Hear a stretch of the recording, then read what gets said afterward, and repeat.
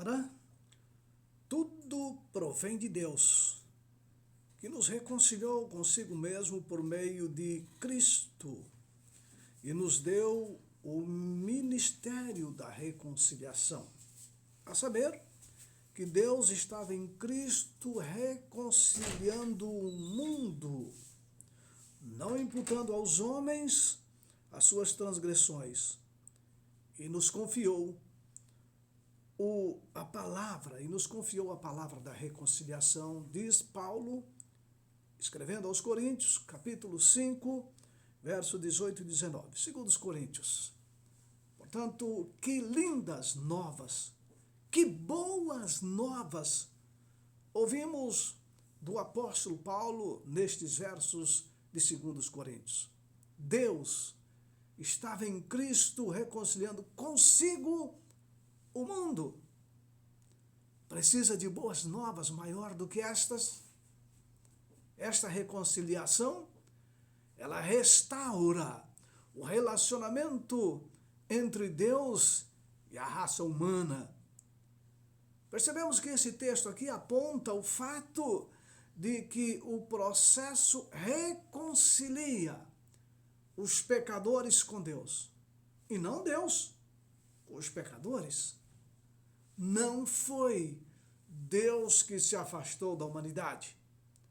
Sim, homens que se afastaram. Homens que largaram a Deus.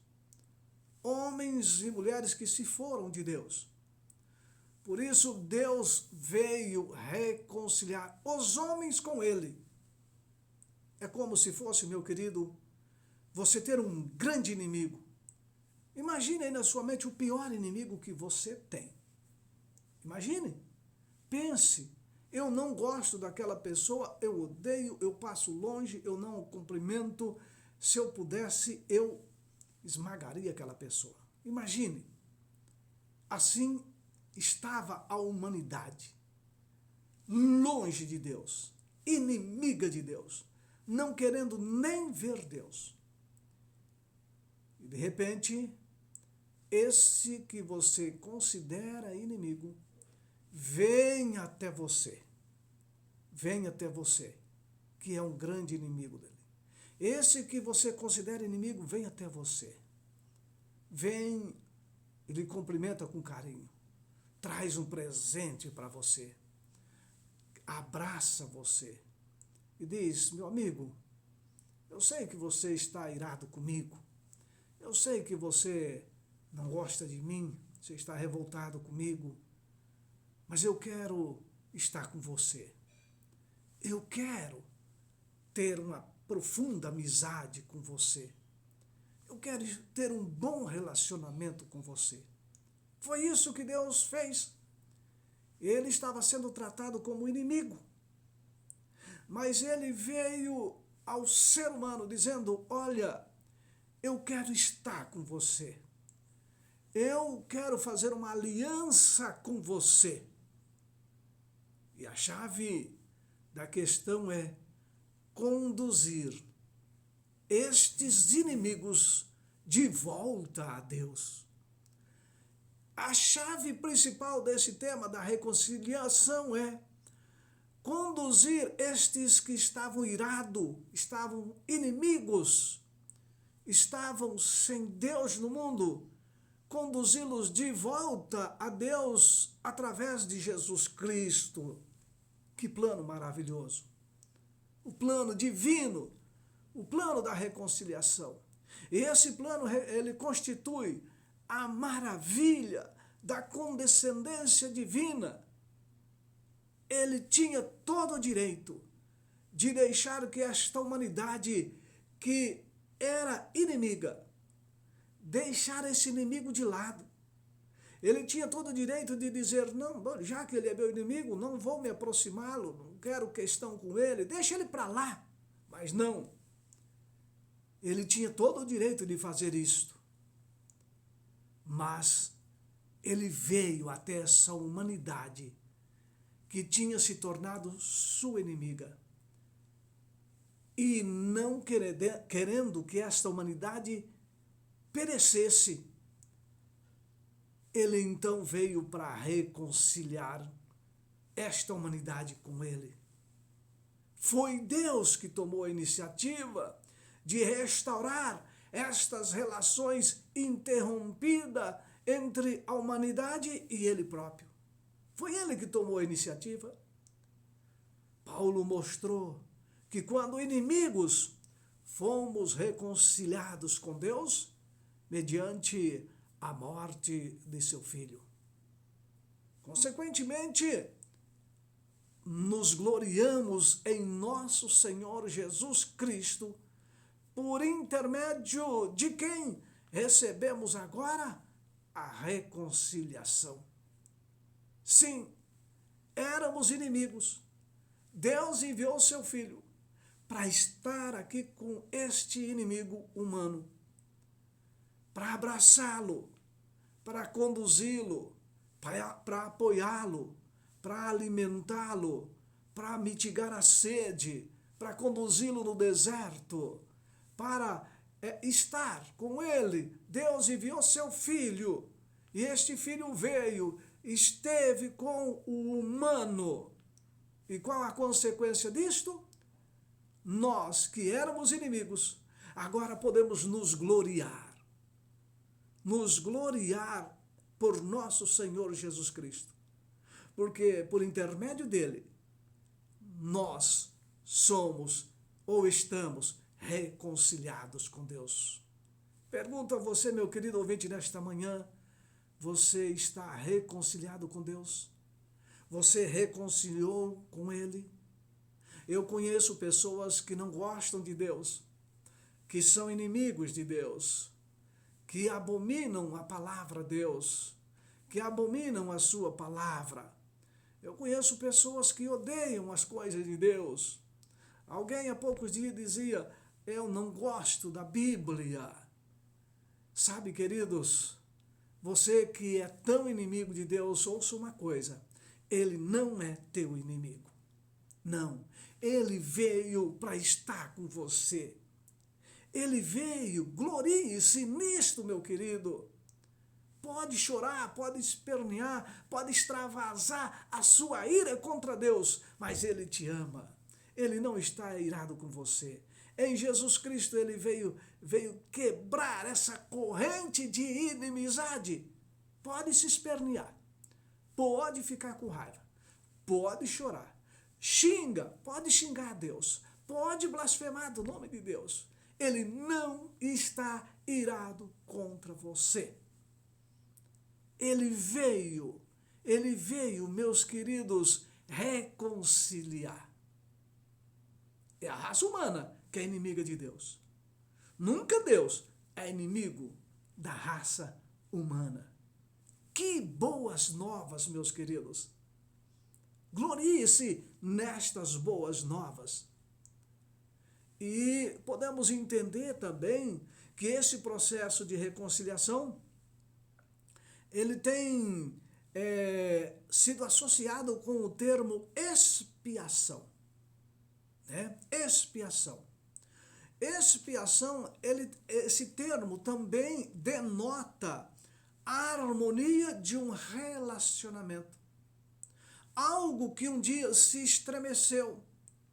Algo que um dia quebrou as relações. Um dia foi quebrada essa relação. Essa relação foi estremecida. E a palavra harmonia, ou melhor, a palavra expiação, ela harmoniza esse termo reconciliação. Portanto, meus queridos, sempre que algo estremeceu as relações, claro. A palavra reconciliação, a palavra expiação entra ali para mostrar um processo de reconciliação. Lá do original, podemos compreender que expiação denota apropriadamente um estado de reconciliação que põe fim a um estado de estremecimento de relações. Perceba? Então, quando a Bíblia fala de expiação, ela tem um significado muito mais amplo do que o que a gente via lá no Antigo Testamento, nos rituais, nos cerimoniais do santuário. Muitos cristãos, eles tentam limitar o significado desse termo expiação exclusivamente aos efeitos redentores da expiação de Cristo, manifestado na sua encarnação, no seu ministério, sofrimento e morte. Expiação vai além disso. Lá no serviço do antigo santuário, a expiação envolvia não apenas a morte de um cordeiro sacrificial, como também envolvia o ministério sacerdotal, o trabalho sacerdotal, as atividades sacerdotais em que o sangue era conduzido até o santuário. Então, o trabalho do sacerdote, ali o imolar o cordeirinho juntamente com o pecador, ao levar parte do cordeirinho a ser queimado no altar, a levar o sangue para as pontas do altar, para dentro do santuário, todo esse ritual, esse cerimonial, esse trabalho sacerdotal também está relacionado à expiação, não apenas a morte do cordeirinho. Então, de acordo com o uso bíblico, a expiação pode referir-se tanto à morte de Cristo quanto ao seu trabalho intercessório no santuário celestial. Ele morreu, ele derramou seu sangue, ele foi crucificado lá na cruz do Calvário, ele ressuscitou, subiu ao céu e agora está no santuário celestial intercedendo por nós, segundo Hebreus, segundo João, segundo Apocalipse, enfim. Ele ministra no santuário celestial. E esse ministério no santuário celestial significa um ministério de reconciliação, mas também um ministério de expiação. A expiação sacerdotal de Cristo ainda está em andamento. Ali, como sumo sacerdote, ali ele aplica os benefícios do seu perfeito, do seu completo sacrifício expiatório, à tarefa de alcançar a reconciliação dos seres humanos com Deus. Ainda, meus queridos, os benefícios do seu sacrifício completo, perfeito, ainda é aplicado à vida de cada ser humano. O seu sacrifício foi completo. O seu sacrifício trouxe grandes benefícios. E no seu ministério sacerdotal, ele continua aplicando esses méritos à minha vida, à sua vida, à vida do pecador. Isso não significa reconciliação. Deus continua a nos reconciliar consigo através do seu ministério sacerdotal no santuário celestial. Vicente Taylor, um escritor, ele observou que a doutrina da expiação possui dois aspectos muito interessantes. Primeiro, o ato salvador de Cristo, que significa o quê? Seu sacrifício, sua morte e também sua ressurreição. E o segundo, a apropriação de seu trabalho pela fé, tanto individual quanto coletiva. Muito bem, então eu aceito, me aproprio do ato salvador de Cristo, eu aceito.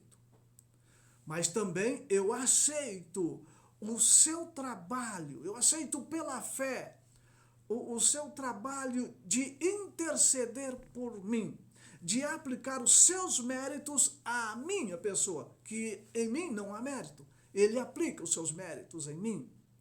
Isto significa expiação. Então, os dois aspectos juntos constituem expiação, ou seja, o ato salvador de Cristo e a apropriação do seu trabalho sumo sacerdotal, que eu aproprio pela fé desse trabalho. Portanto, isto significa expiação. Então, a partir desse ponto de vista, conclui-se que expiação é realizada tanto por nós quanto em nós. Que maravilha entendermos um pouquinho do plano de reconciliação através da expiação de Cristo na cruz do Calvário e do seu ministério sumo sacerdotal. Portanto, meus queridos, o sacrifício expiatório de Cristo, lá no Calvário, marcou o ponto de mudança no relacionamento entre Deus e a humanidade. Foi sim o sacrifício expiatório de Cristo. Embora ainda permaneça um registro dos nossos pecados, das pessoas, vamos dizer, Daniel, permanece sim. O meu anjo relator, cada dia ele faz um relatório da minha vida. Certo? Os meus pecados são registrados. E é por isso que a Bíblia diz que o sangue de Cristo nos purifica de todo pecado. É por isso que a Bíblia diz que ele apaga os nossos pecados. Quando eu confesso e deixo, ele apaga. Bom, se ao eu confessar e deixar o meu pecado, ele apaga, então havia um registro, e a Bíblia mostra isso, embora então permaneça um registro das pessoas que não se arrependeram, que não confessaram, que não deixaram. Como resultado da reconciliação, Deus não mais considera esses pecados contra os seus praticantes. Percebeu? Ele vai e apaga. Ele esquece. Quando você confessa e deixa, ele lança nas profundezas do mar e nunca mais são lembrados. Percebeu? Agora, isso não significa que Deus desistiu de aplicar a justiça da lei, ou seja, aplicar a punição. Ou não significa que o pecado não mais provoque a sua ira santa, a sua ira divina. Sim, o pecado continua a provocar a ira santa de Deus. O pecado, ele é passível de aplicação de uma punição. Claro, não é porque Deus apaga, esquece, lança nas profundezas do mar, que o pecado, então, é passado a pano, é passado de largo. Não. Em vez disso, significa que Deus encontrou um meio para garantir o perdão ao pecador arrependido. Embora mantendo ainda perante o universo o elevado padrão da justiça de Deus, da justiça da sua eterna lei. Não é possível Deus não cumprir a justiça da lei. Portanto, a justiça da lei diz, é pecador, é pecado, tem que ser punido este pecado. Mas a justa, divina benevolência de Deus, a justiça de Deus diz, ele tem direito ao perdão. Por isso ele concede ao perdão. Por isso ele reconcilia através do seu perdão. Por isso o pecador arrependido tem acesso direto ao trono da graça. E com infinita confiança, com grande confiança, ele vai diante do Pai, confessa os seus pecados, e os seus pecados são apagados. Mas se não forem apagados, este pecado ainda será julgado. A justiça da lei exige a punição a esse pecado não confessado. Deus é justo, perdoa, mas o pecado não confessado ainda receberá a devida punição. Portanto, para que o Deus de amor pudesse manter a sua justiça, o Deus de amor pudesse manter a sua retidão, a morte expiatória de Jesus Cristo tornou-se uma necessidade moral e legal. A morte de Cristo. A justiça de Deus, então, requer que o pecado seja levado a julgamento. a justiça de Deus. Pecado tem que ser levado a julgamento. Portanto, meus queridos, Deus necessita executar o juízo do pecado. E logo do pecador não arrependido. Isso é justiça. Isso é justiça. É uma justiça até humana. O pecador comete um crime, o ser humano comete um crime, ele precisa de ir perante a justiça. É até humano essa justiça. O pecado, ele deve ser levado a julgamento. Deus, pela sua justiça, vai executar o juízo do pecado e logo do pecador, se ele não se arrepender. E nessa execução, o Filho de Deus assumiu o nosso lugar. O Filho de Deus assumiu o lugar meu e seu, o lugar do pecador. E isso foi de acordo com a vontade do Pai. A expiação era necessária, porque o homem se encontrava sobre a justa ira divina, a justa ira de Deus. Então, aqui nós encontramos o cerne do Evangelho, que é o perdão dos pecados através do ministério ou do mistério da cruz de Cristo. A perfeita justiça de Cristo satisfaz adequadamente a justiça divina. E Deus dispôs a aceitar o alto sacrifício de Cristo em lugar do sacrifício do homem, em lugar da morte do homem. Jesus veio, assumiu a morte que seria minha, seria sua. A ira devia recair sobre mim, sobre você, mas Jesus assumiu.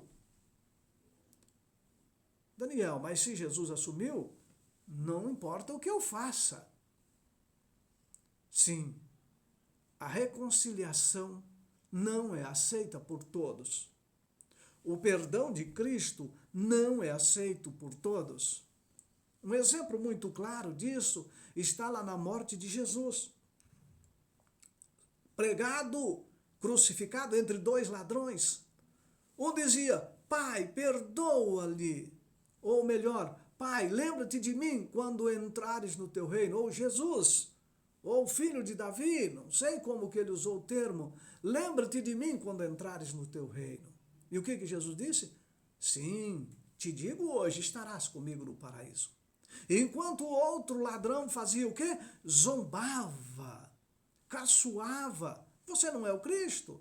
Você não salvou tantas pessoas? Salva você mesmo e a nós.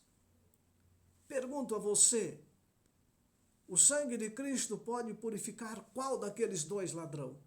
Ele tem poder para purificar a todos, mas um aceitou a graça salvadora de Jesus, o outro não.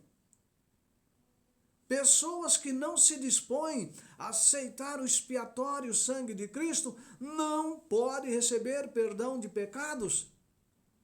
Então, estes que não podem receber perdão dos pecados, eles continuam sujeitos à ira de Deus.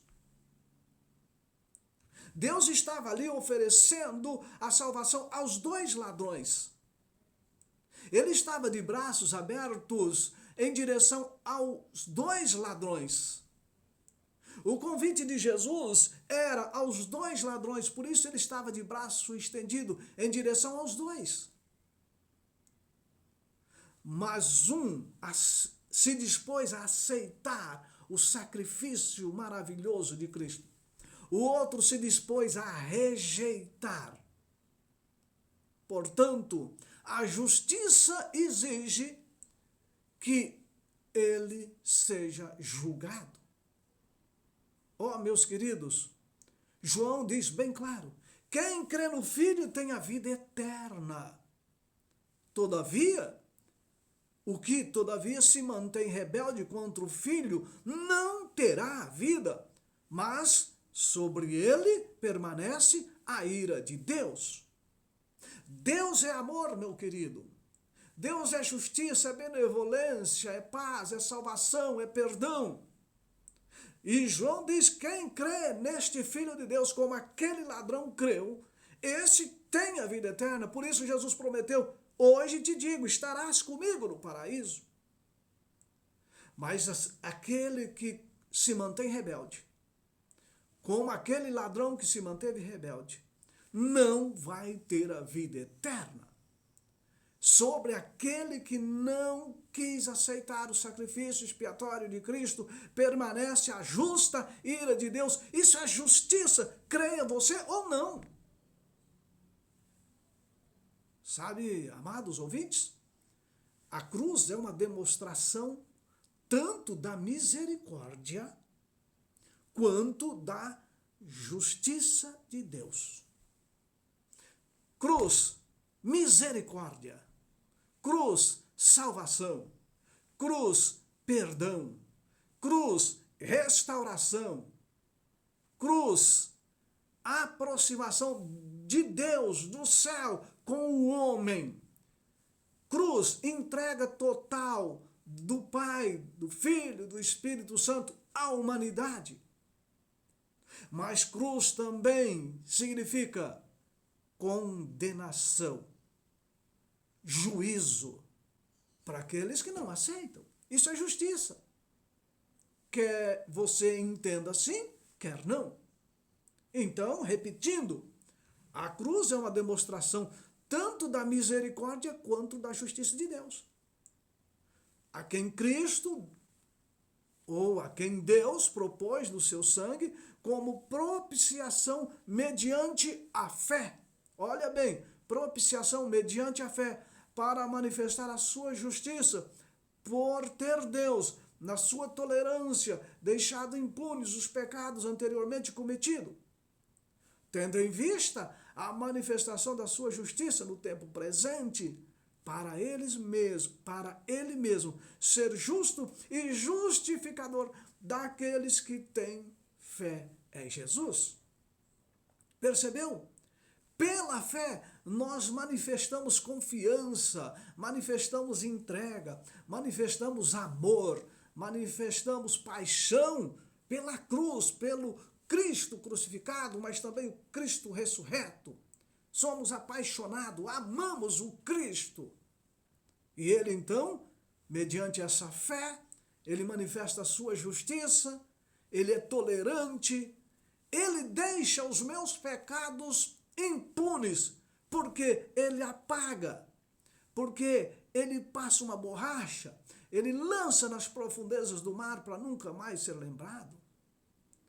Mas uma coisa, Paulo diz, mas tendo em vista a manifestação da sua justiça, ele vai manifestar a justiça. Isso é justiça, salvar, restaurar, reconciliar, buscar, dizer, filho, eu apaguei os seus pecados. Mas justiça também é ele dar o veredito de condenação àqueles que não aceitam a sua graça maravilhosa, não aceitam o seu perdão, rejeitam e rejeitam. Imagine como eu dei a experiência no início. Aquele que você o considerava como inimigo. Você era um grande inimigo dele. Eu fiz esta colocação no início. Esse que você considerava inimigo, ele vem até você e diz, eu não sou seu inimigo.